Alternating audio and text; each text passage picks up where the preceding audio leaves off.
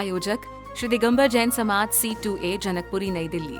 संरक्षक doctor SK Jain, सेठ धर्मचंद जैन, प्रधान राजेश जैन, उप प्रधान भीम सिंह जैन, सचिव राजेंद्र जैन, सह सचिव मनीष जैन, कोषाध्यक्ष अतुल जैन, भंडारी संदीप जैन, संयोजक सचिन जैन, पुनीत जैन, सुनील जैन, सदस्यगण पंकज जैन, सुभाष जैन, कुणाल जैन, अजय जैन, मितेश जैन, नवीन जैन।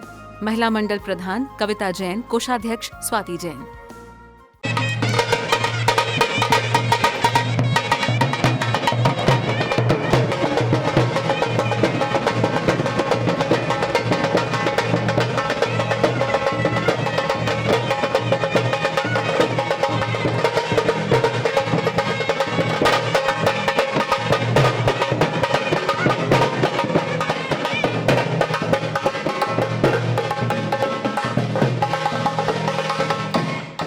विजय मेरु, अचल मेरु, मंदिर मेरु, विद्वान मेरु, पुष्पांजलि क्षिपामि। सब प्रतिमा जी को करो प्रणाम, महासुख होय, देखे नाथ परम सुख होय। ओम ऋषि पंचमेरु संबंधी चिंतन जिनको अरिगम निर्पामदी स्वाहा।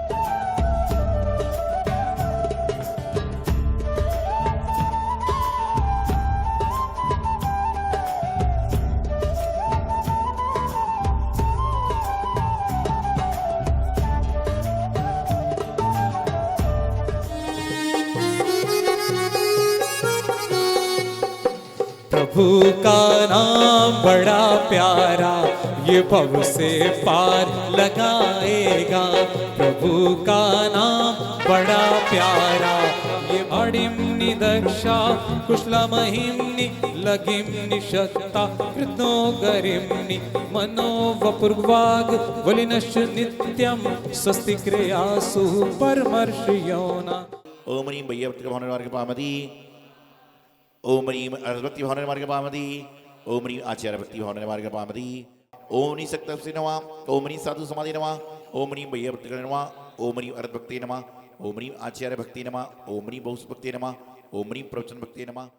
गुरुवर के दरबार में आके, गुरुवर के दरबार में आके भक्ति तो कर लेन दे, मैनू नच लेन दे, मैनू नच लेन दे, मैनू नच लेन दे, मैनू नच लेन दे। हाँ, अगर धूप विस्तार फैले सर्व सुगंधता, भव आताप निवार 10 लक्षण पालो सब। ओम ह्रीं श्री उत्तम समाधि सर्वमा अष्टकम नमस्ताय धूपम निर्पामदी।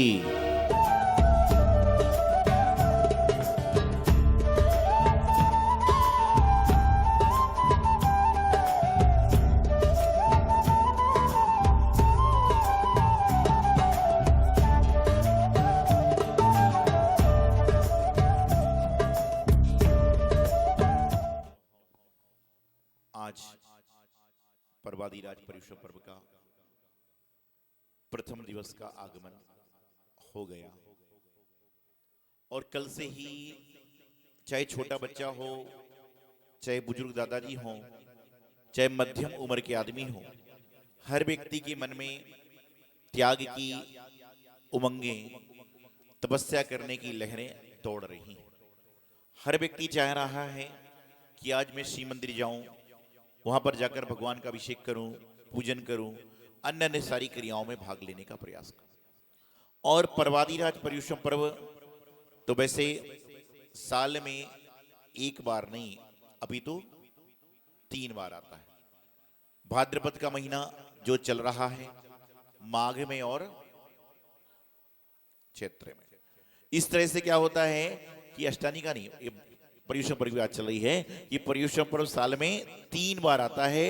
अष्टानी का पर्व भी साल में 3 बार आता है और अष्टानी का पर्व को लोग साल में 3 बार मनाते हैं। क्या होता है, अष्टानी का पर्व को लोग साल में 3 बार मनाते हैं, लेकिन पर्युषण पर्व को मात्र 1 बार मनाते हैं। पता है उसका कारण क्या? कारण है मालूम उसका? क्योंकि अष्टानी का पर्व में आप त्याग नहीं करोगे तो भी चल जाएगा, लेकिन यदि पर्युषण पर्व मनाओगे तो फिर दोनों बार त्याग भी करना पड़ेगा।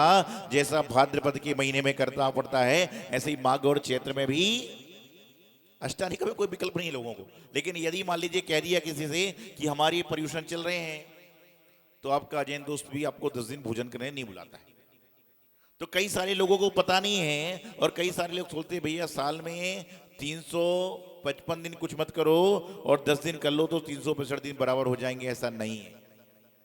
पर्यूषण पर्व तो नित्य प्रति है, 10 रक्षण पर्व तो नित्य प्रति है। वह हमारी अंतरात्मा में समाहित होता है, वह बाहर नहीं होता, वह हमारी अंतरात्मा में समाहित होता है। और आपको बताऊं कि भाद्रपद का ही क्यों मनाते हैं लोग? माघ का मना सकते थे, चैत्र का मना सकते थे, भाद्रपद का ही क्यों? पता आपको? मालूम है क्यों? क्योंकि पहले के समय में इतनी मूसलाधार बारिश होती थी, इतना मूसलाधार बारिश होती थी कि व्यापार पे, सर्विस पे लोग जा नहीं सकते थे। उनने कहा चलो जब जा नहीं सकते तो 10 दिन क्या करें, उस दिन और धर्म में जीने का प्रयास करो। तो ये व्यवस्था बन गई। और आज तुमने क्या किया, व्यापार सर्विस पे इतना जाना चालू कर दिया तो भगवान ने बारिश ही बंद कर दी। बोले रहो, पानी के बिना रहो, सारे कमाते रहो, पैसे कमाओ लेकिन पानी नहीं मिलेगा सारा। तो क्या है कि जैनागम में 3 तरह का पर्यूषण पर्व आता है, लेकिन भाद्रपद का प्रचलित है। क्यों? क्योंकि भाद्रपद के पहले बहुत सारे त्योहार आ जाते हैं। गुरु पूर्णिमा, मुकुट सप्तमी, रक्षाबंधन पर्व, हरियाली तीज, सुगंध दशमी, मतलब जो कलश दशमी आदि आदि जो होती हैं, आदि आदि सुहाग दशमी आदि कई तरह के त्योहार आ जाया करते हैं। और अभी परसों कल क्या गया, रोड तीज। ऐसे अनेक अनेक त्योहार आते हैं। और इस भाद्रपद के महीने में तो बहुत सारे त्योहारों का त्योहार भाद्रपद है। 16 कारण पर्व, रोड तीज, ऋषि पंचमी, आदि आदि अनेक पंचमी, धूप दशमी, अनंत चतुर्दशी, रथत्रय, कितने सारे व्रत आएंगे और आप लोग उन व्रतों को करने का प्रयास करते हैं। और आपको एक बात बताऊं, सबसे बड़ी बात यह है कि जब दिगंबर जैन समाज के पर्यूषण पर्व आते हैं, 10 रक्षण पर्व आते हैं, उसके एक दिन पहले पूरे भारत में लोग मुंह मीठा करते हैं। जब भी 10 रक्षण पर्व आते हैं उसके एक दिन पहले पूरे भारत में लोग मुंह मीठा करते हैं। कैसे? गणेश चतुर्थी को गणेश जी की स्थापना होती है तो क्या बांटा जाता है? लड्डू बांटा जाता है। तो आपके पर्यूषण पर्व आने के पहले भगवान ने पहले ही व्यवस्था बनाई कि पूरे बांट दो, सब कुछ कर दो, सारा का सारा काम कर दो कि कम से कम जैनों का त्योहार चालू हो रहा है, जैनों का पर्व चालू हो रहा है, इसलिए उन्होंने लड्डू बांट कर ऐसी बनाई। हर छोटी सी जगह गणेश जी कहाँ विराजमान होते हैं? छोटे से घर में भी लोग गणेश जी विराजमान कर लेते हैं। और जहां विराजमान करेंगे वहां पर भोग रूप में प्रसाद तो बटेगा ही बटेगा, बटेगा ही बटेगा। तो ये आपकी इससे बड़ी उपलब्धि आपको और क्या चाहिए? तो आज पर्वाधिराज पर्यूषण पर्व की रेलगाड़ी में आप सवार हो गए। और रेलगाड़ी में डिब्बे होते हैं, किसी में 10, किसी में 15, किसी में 20, और मालगाड़ी में तो अनगिनत हो जाए तो कोई बड़ी बात नहीं है। लेकिन ये जो आप रेलगाड़ी में सवार हुए हो, उस रेलगाड़ी में आपके 10 डिब्बे हैं। कितने हैं? 10 डिब्बे हैं। पहला क्षमा, दूसरा मार्दव, तीसरा आर्जव, चौथा सोच, 5वां सत्य, 6वां संयम, 7वां तप, 8वां त्याग, 9वां आकिंचन और 10वां ब्रह्मचर्य। और उसके बाद में गाड़ी 355 दिन के लिए रुक जाएगी। क्या होगा? ये गाड़ी चलेगी और 355 दिन के लिए आप रोक देते हो, कोई बात नहीं। लेकिन लोग इतने समझदार हैं, वह क्या करते हैं कि 10 के 10 डिब्बे में इतना माल भर लेते हैं, इतना माल भर लेते हैं कि साल भर का पूरा कोटा उनका पूरा हो जाया करता है। और आप सोचिए कि 12 डिब्बे क्यों नहीं बने? 12 डिब्बे क्यों नहीं बने पता आपको? मालूम है किसी को? 12 डिब्बे इसलिए नहीं बने कि भगवान कहते भैया सारा माल भर लोगे तो महीने में 4, 5, 6 दिन एकासन तो करोगे, तो इसलिए 2 महीने के कितने हैं? 60 दिन आपके छोड़ दिए, तो आपके क्या हुआ? 300 दिन का मटेरियल आप 10 डिब्बों में रख सकते हो और पूरा का पूरा सारा काम संपन्न कर सकते हो।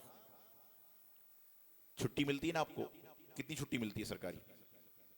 52 तो पक्की है, काय की? रविवार की।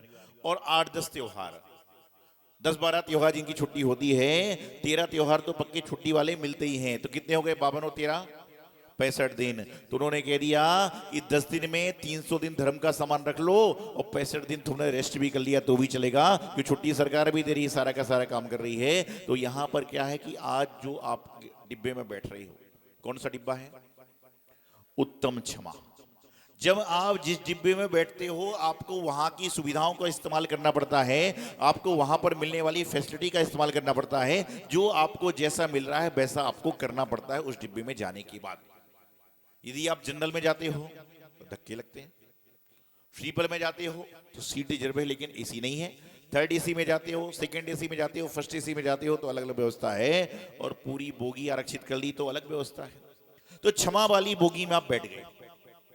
आज हम क्षमा को समझने का प्रयास करेंगे। क्षमा क्या है? क्षमा एक आभूषण है। जिस तरह से कहते हैं महिलाओं का आभूषण मुख्य क्या है? हार। हार है, रत्न जड़ित हार है, अंगूठी है, मुद्रिका है। पुरुष के लिए मुद्रिका बताते हैं कि पुरुष के गले में चैन हो चाहे ना हो लेकिन अंगूठी जरूर पाई जाती है। लेकिन आजकल व्यवस्था बदल गई, महिलाओं की कान की बाली गायब, पुरुष के कान में वाली आ गई। पहले के जमाने में लोग कहते थे कि आज महिलाओं के कान में वाली है, और आज व्यवस्था बदल रही है, शौक है सब, कोई बात नहीं है।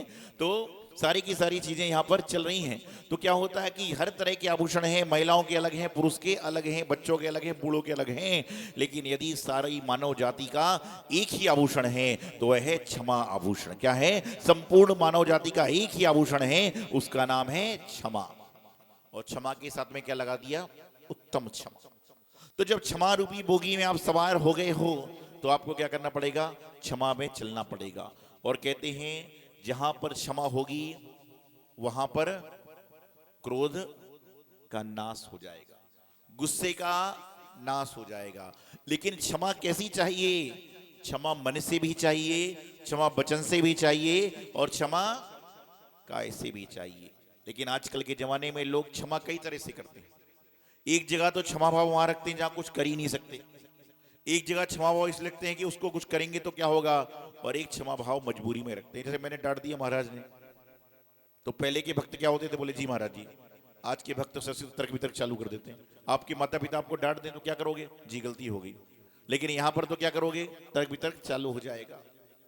कई जगह तो क्या होता है, एक बार ऐसे ही हुआ, एक मोहल्ले का पहलवान बॉडी बिल्डर कहीं से गुजर रहा था, और वो जिस गली से गुजर रहा था वहां पर ऊपर छत पे लोग क्रिकेट खेल रहे होंगे, और उसकी बॉल नीचे गिरी और पहलवान के सामने गिरी, लगी नहीं। अब आप सोचिए मोहल्ले का पहलवान है, उसके सामने कोई बॉल फेंक दे तो पहलवान की गुस्सा तो और काबू में आएगी। सामने लिफ्ट लगी थी, ऊपर सीढ़ी लगी थी। पहलवान ने आओ दिखाना ताओ बॉल को लिया और भरकम भागी, इतनी तेजी से उस पर चढ़ा सीढ़ी पे कि लिफ्ट भी फेल। किस भाव से गया था बताइए? किस भाव से गया था कि बॉल लेकर इतनी तेजी से उसका सिर फोड़ दूंगा, जिसने पहलवान के ऊपर बॉल फेंकी। और जैसे ही ऊपर गया तो वहां जाकर नजारा दिखता है कि जो पूरे नगर का पहलवान था वह अपने बच्चों के साथ क्रिकेट खेल रहा था। उसने पूछा क्यों भाई पहलवान जी कैसे आना हुआ? बोले यहां से गुजर रहा था, नीचे बॉल गिरी, मैंने सोचा आपको लेने क्यों आना पड़े, आपकी बॉल में आपको दिखा जाता हूं। क्या हुआ? किस भाव से गया था, और ऊपर जब देखा कि मुझसे बलवान व्यक्ति है और कहने लगा क्या मैं तो क्षमा भाव धारण, ये कोई क्षमा नहीं है, ये कोई क्षमा नहीं है, बनावटी है। जैसे आजकल चलना ना बनावटी फूल लग रहे हैं, और आप सोचते हो बनावटी फूल में खुशबू आ सकती है क्या? कितनी भी नहीं आ सकती। कुछ भी कर लो, पूरा कमरा भर दो, पूरा मंदिर भर दो, फूल में खुशबू आएगी ओरिजिनल में। उसी प्रकार से बनावटी क्षमा में आपको पुण्य मिलेगा ही नहीं। तो क्या होता है, ये हमारी कायरता की क्षमा होती है। कई बार हम कायरपने में क्षमा का भाव कर लेते हैं, कई बार बलहीन है तो कर लेते हैं। तो क्षमा हमेशा ध्यान रखना कि क्षमा हमेशा ना तो मांगी जाती है न करी जाती है। मेरा मानना तो ये तो ना तो क्षमा देने का नाम है ना क्षमा लेने का नाम है, बल्कि क्षमा तो जीवन में धारण करने का नाम है। और जो व्यक्ति क्षमा को धारण कर लेता है, जो व्यक्ति क्षमा को धारण कर ले जाता है, उसकी एक पंक्ति ऊपर बढ़ जाती है, क्योंकि एक शब्द है साधारण। क्या है? साधारण। साधारण में सा निकाल दो तो क्या बचेगा? धरण बचेगा। क्या बचेगा? धरण बचेगा। कि जिसने क्षमा को धारण कर लिया वह साधारण नहीं है। क्या है? जिसने क्षमा को धारण कर लिया वह साधारण नहीं है। और जिसने क्षमा को धारण कर लिया तो धा निकाल दो तो क्या बचता है? सालग निकल गया, धा निकल गया तो क्या बचता है? रण। रण मतलब युद्ध कि जिसने क्षमा को धारण कर लिया, क्षमा का धारण कर लिया, सा लग गया तो धारण बचा और धा निकल गया तो रण बचा। जिसने क्षमा को धारण कर लिया उसको कभी रण युद्ध में जाना ही नहीं पड़ता है, ऐसी क्षमा होती है। लेकिन क्षमा अंतरंग से चाहिए। बहिरंग से क्षमा तो बहुत लोग करते हैं, बहिरंग से क्षमा तो हर कोई करता है। और ध्यान रखना, क्षमा का उल्टा गुस्सा होता है, क्रोध होता है।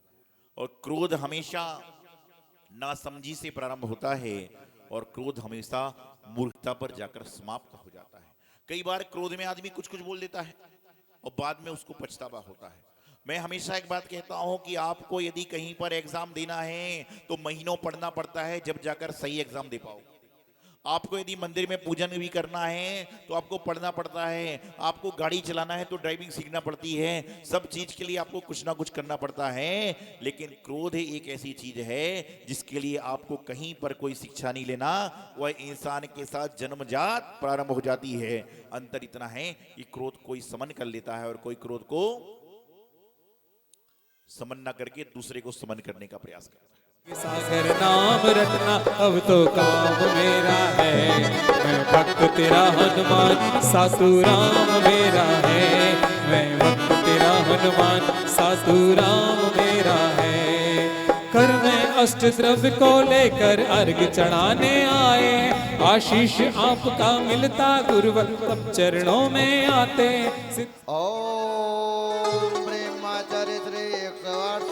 सागर जी मुनेन्द्राय संग सहित साक्षात विराजमान, तिनके चरणार बिंदों में मन वचन काय से नमस्कार जला दी अर्घ्यम निर्मपामिदी। आयोजक श्री दिगंबर जैन समाज C2A जनकपुरी नई दिल्ली। संरक्षक डॉक्टर SK जैन, सेठ धर्मचंद जैन। प्रधान राजेश जैन, उप प्रधान भीम सिंह जैन। सचिव राजेंद्र जैन, सह सचिव मनीष जैन। कोषाध्यक्ष अतुल जैन, भंडारी संदीप जैन। संयोजक सचिन जैन, पुनीत जैन, सुनील जैन। सदस्यगण पंकज जैन, सुभाष जैन, कुणाल जैन, अजय जैन, मितेश जैन, नवीन जैन। महिला मंडल प्रधान कविता जैन, कोषाध्यक्ष स्वाति जैन।